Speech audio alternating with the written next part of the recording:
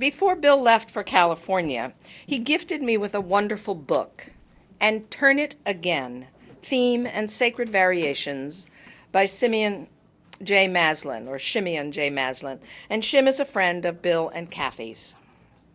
It's a fascinating book, and I think I'll preach a lot from it this year. It explores the deepest meaning of Torah. Torah is text, but it is also the teachings that deepen its meaning. He points out that Judith Eisenstein, daughter of the famed Mordecai Kaplan, who was the founder of Reconstructionist Judaism, wrote a cantata about Torah in which she included famous Jews and famous cultural icons. With that cantata, she proclaimed Torah to be text, writings about text, literature, ethics, and politics, all the things and people that comprise Jewish culture. It is one of the blessings of living in New York to bump into famous people, and some of you may have heard me joke that my first conversion, and probably my only one, since I think we emigrate rather than convert to UUism, was of my dearest friend Elle, who left conservative Judaism and became bat mitzvah as a Reconstructionist. And she became that in the synagogue that was gifted from the Shelter Rock UU to the North Shore Reconstructionist Jews. So it's a fairly well-known synagogue, and Mordecai Kaplan had been there. I'm not sure he didn't serve as the opening rabbi. But because of that, at the same time that Elle was becoming bat mitzvah, Judith Eisenstein was celebrating her 60th anniversary of becoming bat mitzvah and was doing it all over again, which is a suggestion that after 60 years, if you have lived that long and as a person committed, you are a new person and ready to commit. Start practicing your Hebrew, Scott. You're our only chance, I think. But Judith preached, and I got to hear it. So one of the things I found fascinating about Shim's book is that in some way Judaism's approach to text is so antithetical to UUism. And Maslin talks about living with sacred text and revisiting that text every year, year after year. He believes that every go-round is an opportunity to re-examine the text and to find something new. This careful, cyclical attention to text is profoundly Jewish. It offers a constant invitation to return and to explore, to see if there is not some new teaching that can be gleaned from ancient words. Those meanings pile up upon one another year after year, century after century. The same text is examined with new eyes and new hearts while referencing the past. We don't do that. And perhaps more rightly said, because there's some who do, this preacher doesn't do that. I am no biblical scholar. I most often preach the Times or the interwebs. I do try to run my thoughts through the rubric of our 7 principles, as I try to run my life. I find they're quite demanding if I think of them as guideposts rather than the words of a Sunday song. It's a different thing entirely to have to consider your daily encounters through the lens of your commitments. I think that's the thing with the principles. We have commitments to keep them. Not commitments that this body forces on us, but commitments we choose freely. So the turning we do is to keep returning to those 7 principles. What I knew to be the worth and dignity of every person changes as I grow as a person and as a Unitarian Universalist. Sometimes what I learn makes my understanding of those principles deeper.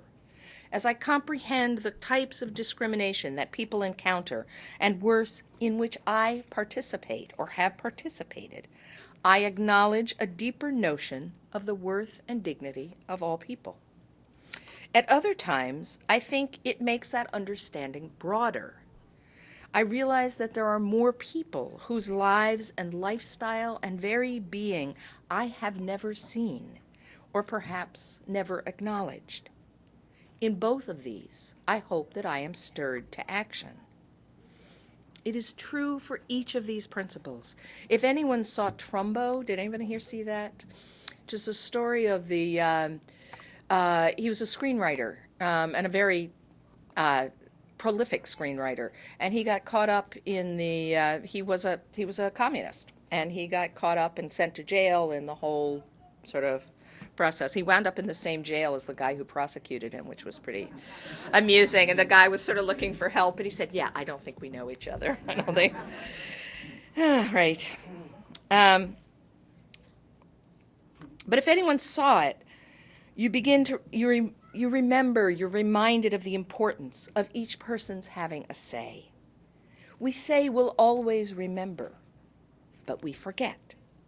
We forget how easily our right to speak up and speak out can be pushed aside. We begin to notice who we don't ever allow to give voice to their concerns. I think the Flint, Michigan story is instructive in this. Poor people have been talking about their children's being endangered. A woman was running the numbers that indicated that there were serious problems. She's a doctor. And a prof from UVA was looking at levels of metal in the water. None of these voices were heard. And indeed, even now, when they have come to light in a way that seems irrefutable, there are those who wish to wait until we have some real proof. Because sick, poor people are not proof. We must continue to examine the principles, because the goal is to become better UUs, and through that, better people. Maislin talks about our faith growing out of that of our ancestors. He became a Reform rabbi. His Orthodox father was appalled. But in Shim's mind, the turning of the verses allows him to search for new understanding. Here in this place, some of us came here at a dead run from our pasts, but many of us came as we slowly changed our understanding of what we found to be truth. This is probably also true for cradle UUs. Our understanding continues to change.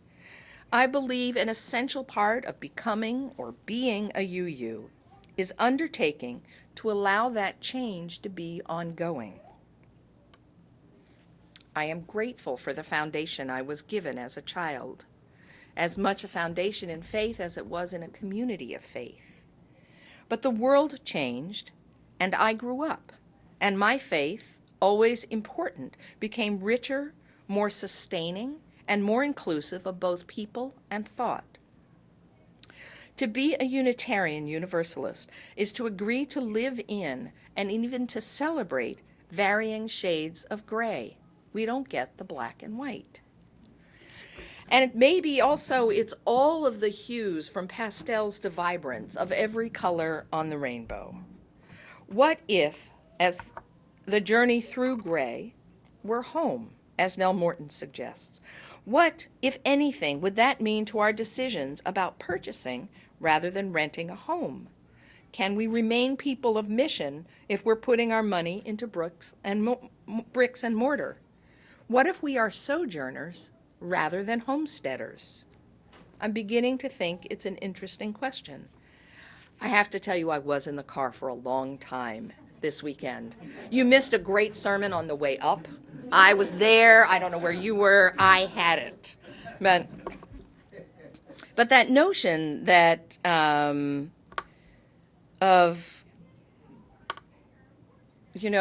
what if we're really journeyers? Do we need a home? Do we need a tent? I've always wanted a tent. You know that about me.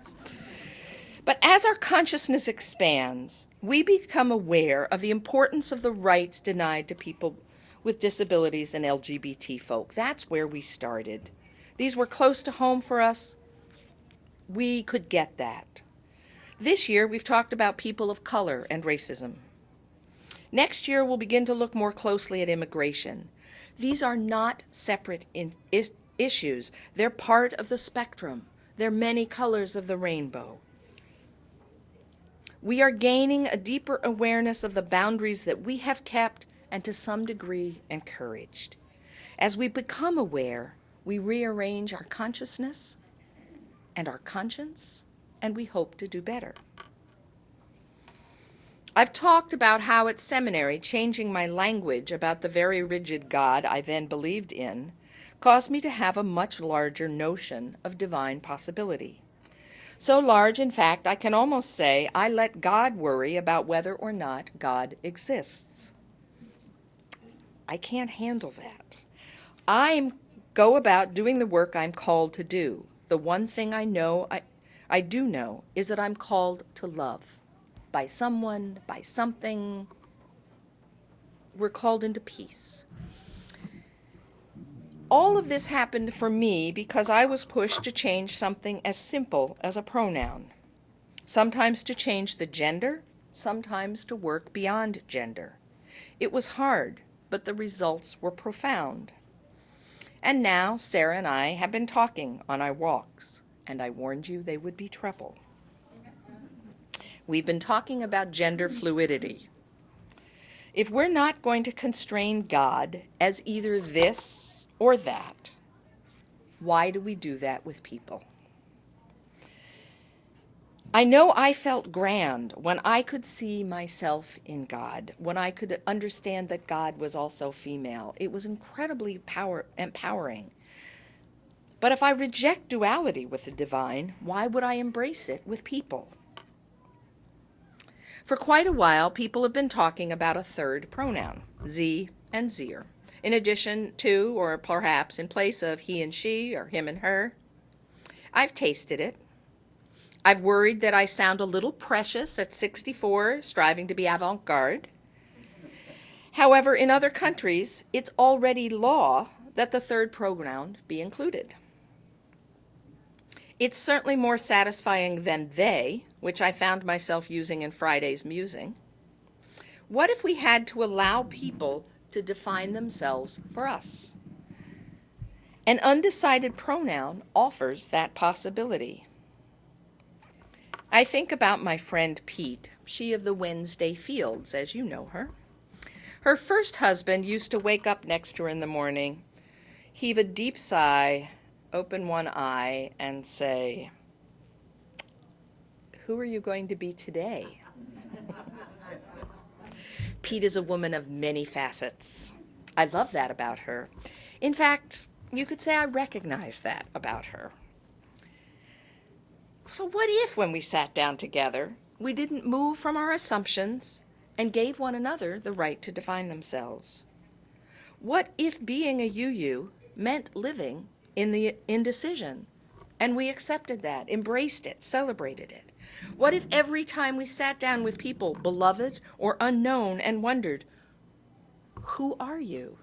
I keep hearing the who. Who are you? Boop, boop, boop, boop. Right. What would change?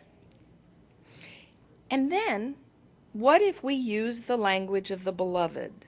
How would our lives and relationships change if I consciously chose to address you as an intimate and to love you that way? If I took those risks, I wondered whether or not I take this season of Lent, which is a purely artificial season in our understanding, but if I explore with both ze and zir and thee and thy in my musings. I'm still undecided. We'll see. We'll see whether it's an exercise or a useful shift. I don't know, but I think it's helpful to think about moving beyond that and to, Steve talks because he grew up Quaker about his family did not thee and thou. They didn't use plain speech, but some people did. And, they fight in that intimate, it's not, oh, we're using thee, so therefore I'm nice and lovely. We're still who we are. But what if we work to understand that other person as an intimate model of the beloved, of ourselves, as not other? So this all, has been filtering through. But what came to me as I was driving and puzzling about this topic is that perhaps in our parents' traditions, they are mining ancient texts and turning for new truths. We as Unitarian Universalists explore those texts, but we are also mining new texts, the news, life experience, the lives of those formerly excluded through the lens of ancient truths. We are looking to see how those truths expand as we see more widely. You're all probably wondering why I asked our children to stand on one foot and sing the principal's song. I did it because there's a story about Hillel, a 2nd century BCE sage. As with many stories, there are many versions. This was the longest of them and had the most details, so I will accept it as true rather than just the best embroidered. But a Gentile wanting to convert to Judaism came to Hillel and said, "I will convert if you can tell me the Torah while I stand on one leg." Hillel said, "That is easy. That which is hateful to thee, do not to other people. All the rest is commentary. Go and study it. Go thou and study it." Originally, I had heard the story where Hillel had to stand on one leg. That's where I started with this sermon. I can do that, I thought. So I tried it. That which is hateful to thee, do not to thy neighbor. You can try it on the other hand. It's actually helpful. You get up in the morning, you practice these things, one foot and the other. Would this be good yoga? Absolutely. So I tried it. Active engagement in sermon writing is important. Put it into our bodies and move it out. You know, you're lucky I don't do interpretive dance. But I considered the difference between Hillel's advice and the 7 principles.